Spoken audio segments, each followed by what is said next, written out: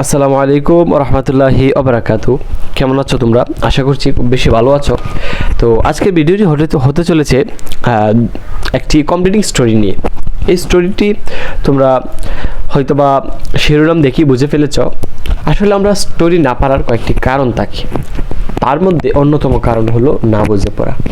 এরকম কি হয়নি যে তুমি কমপ্লিটিং স্টোরি শিখেছো অথবা রাইটিং পার্ট কোনো কিছু শিখেছো, তুমি পরীক্ষার হলে গিয়ে তারপর হয়তোবা কোনো একটা লাইন মনে আসতেছে না, হয়তোবা কোনো উক্তি মনে আসতেছে না। তো এরকম ঘটনা আশা করি সকলের জীবনে আছে।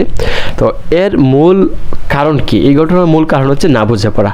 তো আজকে আমরা এই স্টোরিটি খুব ভালোভাবে বুঝে তারপর পড়ার চেষ্টা করব। তো দেখো, প্রথমে রয়েছে টু ফ্রেন্ডস অ্যাট এ বিয়ার, দুই বন্ধু এবং একটি ভাল্লুক। অনস একদা টু ফ্রেন্ডস, দুই বন্ধু ওয়ার ওয়াকিং, হাঁটতেছিল থ্রু এ ফরেস্ট, একটি বনের মধ্য দিয়ে। দে প্রমিসড, তারা প্রতিজ্ঞাবদ্ধ হলো, টু হেল্প, সাহায্য করবে, ইচ আদার, একে অপরকে, ইন ডেঞ্জার, যে কোনো পরিস্থিতিতে বা বিপদে তারা একে অপরকে সাহায্য করবে, এরকম একটি প্রতিজ্ঞাবদ্ধ করতেছিল।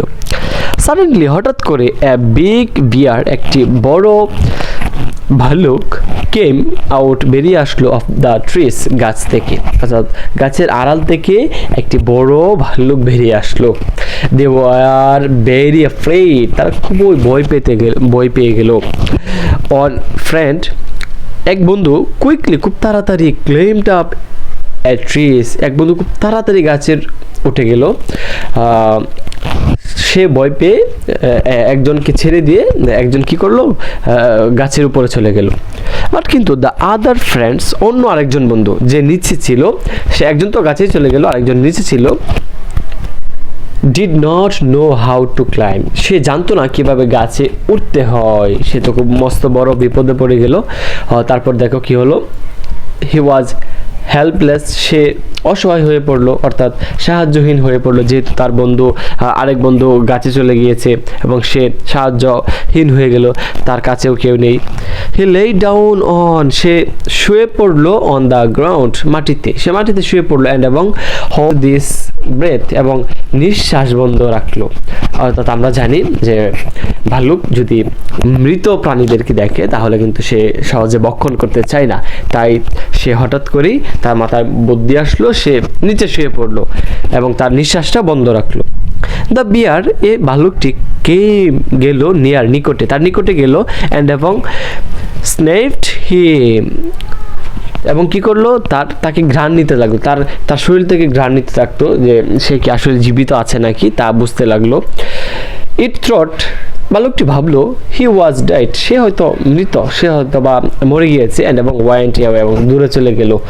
দেন তারপর দ্য ফার্স্ট ফ্রেন্ড, প্রথম বন্ধু, came down from the trees, গাছ থেকে নামলো।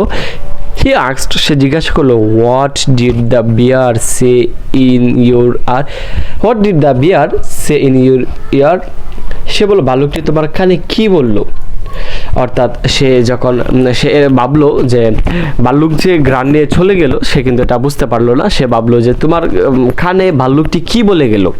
যে বন্ধুটি গাছে চলে গিয়েছিল সে বন্ধুটি জিজ্ঞাসা করলো।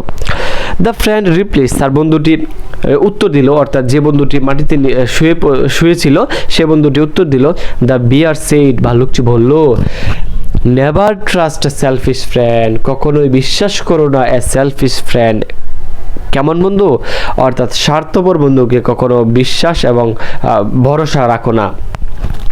নেভার ট্রাস্ট মানে বিশ্বাস করো না, এ সেলফিশ ফ্রেন্ড, স্বার্থপর বন্ধু। তো আমরা এই গল্প থেকে কি আসলে শিক্ষণীয় বিষয় পেলাম দেখো। মোরাল, নীতিকথা, a friend is needed is a friend indeed, বিপদের সময় যে সাহায্য করে সেই প্রকৃত বন্ধু। সে বিপদের সময় তার বন্ধুকে সাহায্য করেছিল না। তো আশা করছি ভিডিওটি তোমরা বুঝতে পেরেছ। আর আমি আশাবাদী তোমরা তখনই রাইটিং পার্টে ভালো করতে পারবে যখন তা বুঝে পড়বে, অর্থাৎ অর্থ সহকারে পড়বে। তো আমি আশাবাদী তোমরা ইচ্ছা করলে এখান থেকে স্ক্রিনশট দিয়েও নিতে পারো, দেখতে পারো, স্ক্রিনশট দিয়ে রাখতে পারো। তো এটি কিন্তু মূলত খুব সিম্পলভাবে লিখে দিয়েছি যাতে তোমরা সহজে মনে রাখতে পারো।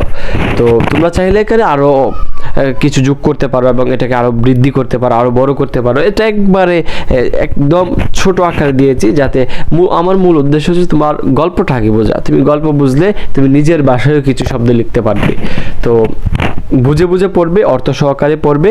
এবং এই ক্লাসটি কেমন হয়েছে তা কমেন্ট করে অবশ্যই জানিয়ে দিবে, এবং পরবর্তী ক্লাসে তুমি কি চাচ্ছ এটাও কমেন্টে বলে দিবে যে আমি এই বিষয়ে পরবর্তী ক্লাস জানতে চাচ্ছি।